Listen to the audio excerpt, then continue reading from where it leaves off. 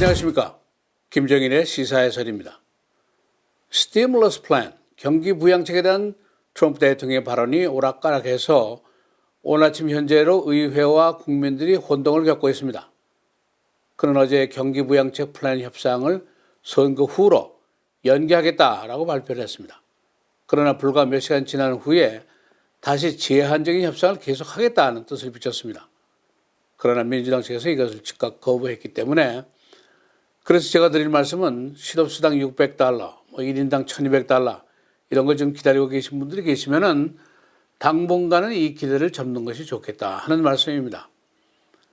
이 트럼프 대통령이 어제 민주당 의회와 진행 중이던 COVID-19 Relief Package 이 협상을 중지를 시켰는데 트럼프 대통령이 이 협상은 자신이 대통령으로 재선이 되는 11월 3일 이후에나 재개하겠다 그렇게 계획을 발표했습니다.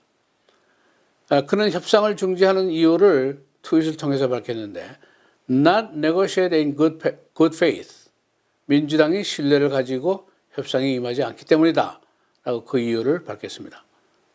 그는 상원 원내 총무인 미치 매커널 상원의원에게 경기 부양책에 대한 협상보다는 대법원 판사인준의 전력을 다해달라라고 말을 했다고 트윗을 했습니다. 이 대법원 판사인준 이것이 그만큼 중요하다는 이야기입니다. 다시 말해서 11월 3일 선거 전에는 경기 부양 자금이라든가 실업수당이라든가 또는 주시의 로컬 정부로 나가는 지원금이라든가 이런 것이 없게 될 공산이 큽니다.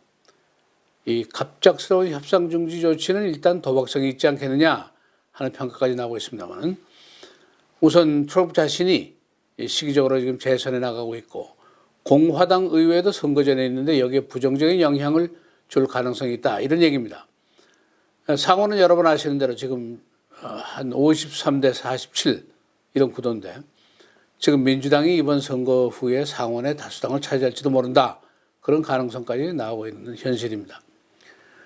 그러니까 이제 상식적으로 지금 코로나 바이러스 시대 사태로 이 가정과 사업체 등의 돈이 말라 있는데 지금 당장 돈을 풀지 않으면 소비자들의 주머니가 마르게 되고 소비가 되지 않고 그렇게 되면 경제가 더 리세션으로 심하게 빠질 것이다. 이런 것은 경제 전문가가 아니더라도 다 아는 사실입니다. 또 낸시 펠로시가 어제 트럼프 대통령을 공격하면서 그가 병원에 입원했을 때 스테로이드 주사를 너무 많이 맞아서 이렇게 된 것이 아니냐 이런 악담까지 서슴지 않았습니다. 물론 스티뮬러스 플랜에 대한 견해 차이 이것은 보수 진보 공화당 민주당에 근본적으로 있습니다.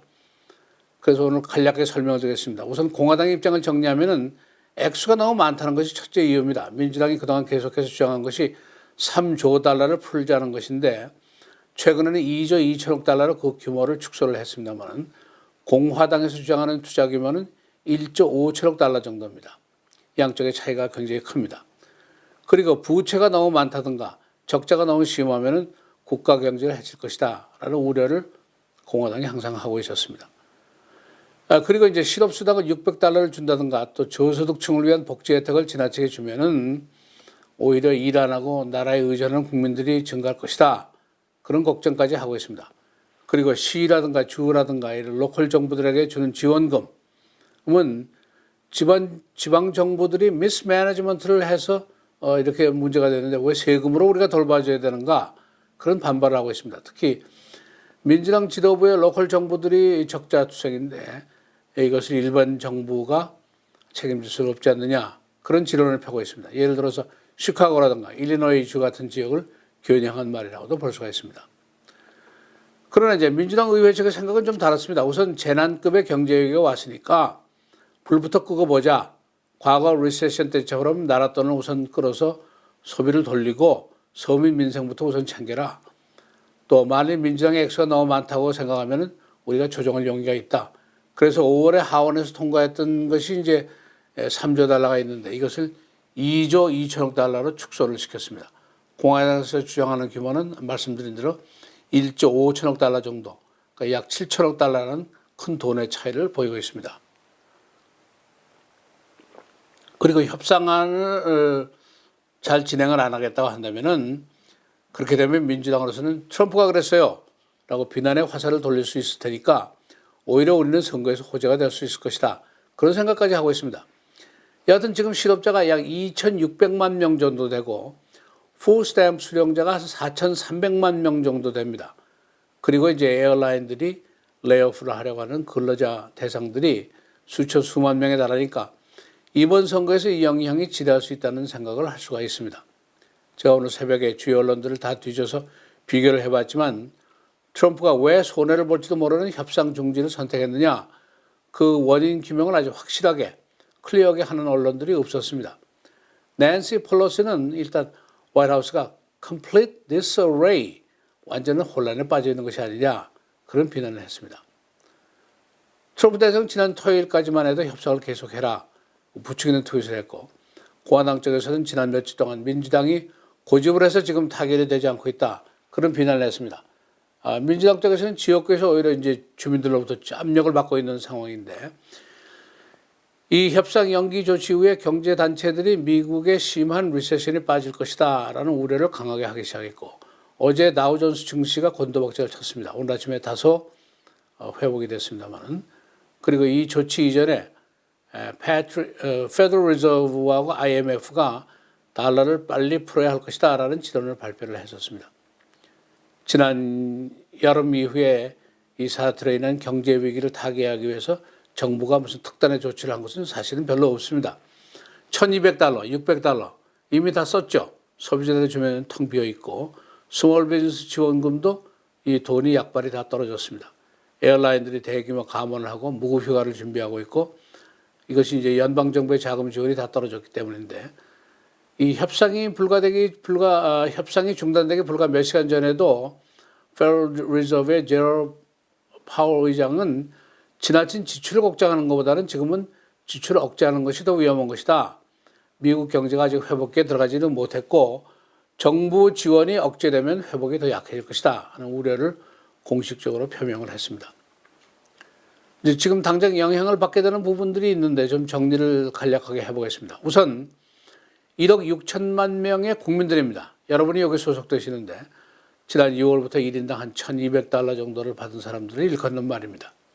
공화당은 1인당 한 1,200달러, 가구당 2,400달러까지를 제한하고 있고, 민주당 쪽에서는 최고액을 가족당 6,000달러까지 주자, 그런 의견이 있었습니다.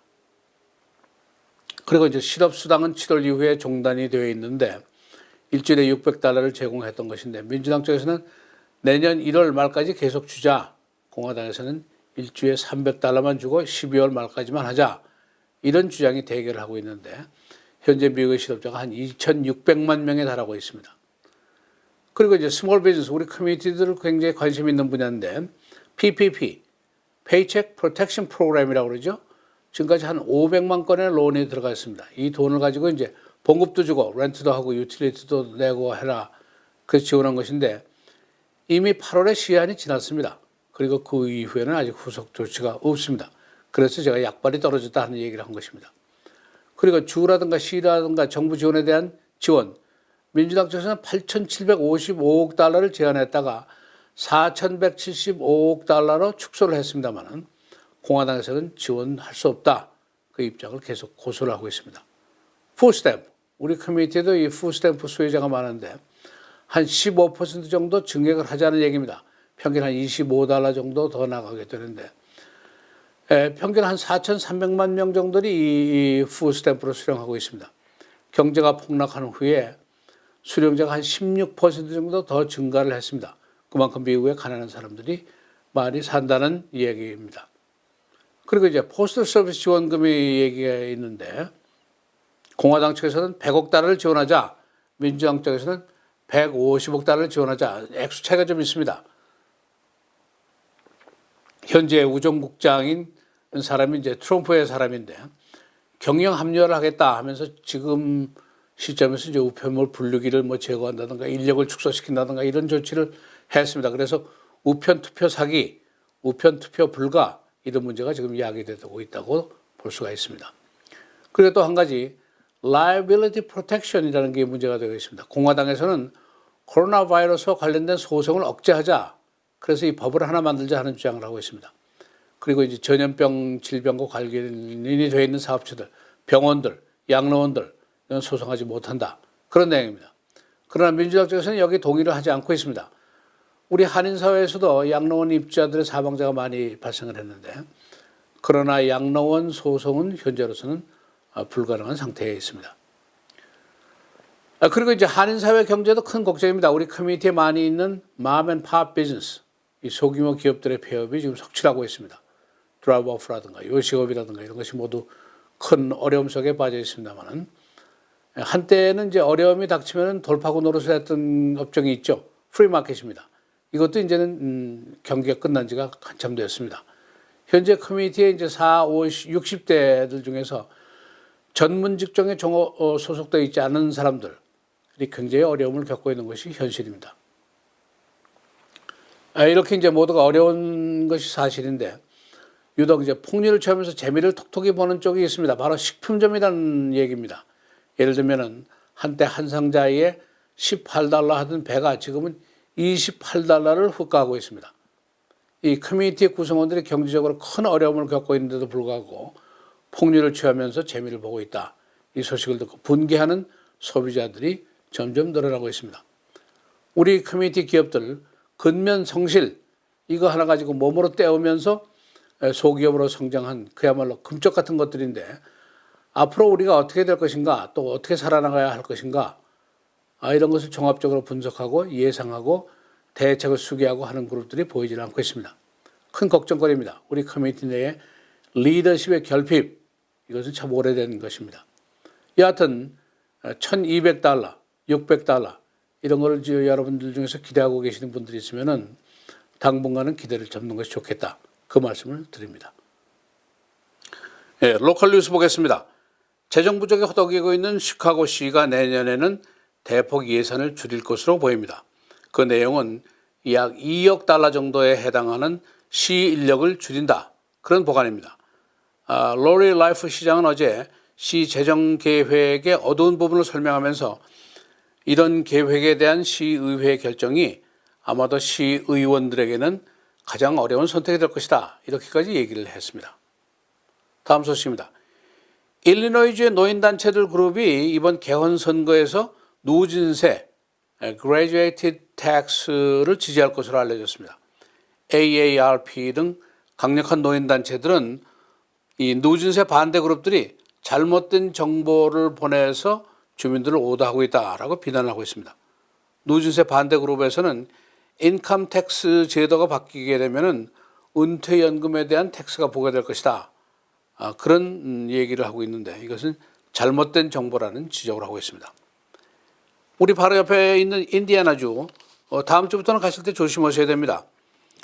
다음 주부터는 시카고시에서 여행 제한 구역으로 인디애나주가 리스트에 올라가게 됩니다. 무슨 뜻이냐? 일리노이주를 출입하시는 분들은 다녀와서서 2주 동안 격리를 의무화하도록 이렇게 되어 있습니다. 왜냐? 인디애나주의 COVID-19 감염자가 최근에 크게 증가를 하고 있습니다. 어제 일리노이주의 COVID-19는 1617건이 새로 생겼어. 좀처럼 줄지를 않고 있습니다. 내일은 부통령 후보 토론회가 오늘 밤에 있게 되는데 이 내용을 정리해서 또 소개를 해드리도록 하겠습니다. 감사합니다. 안녕히 계십시오.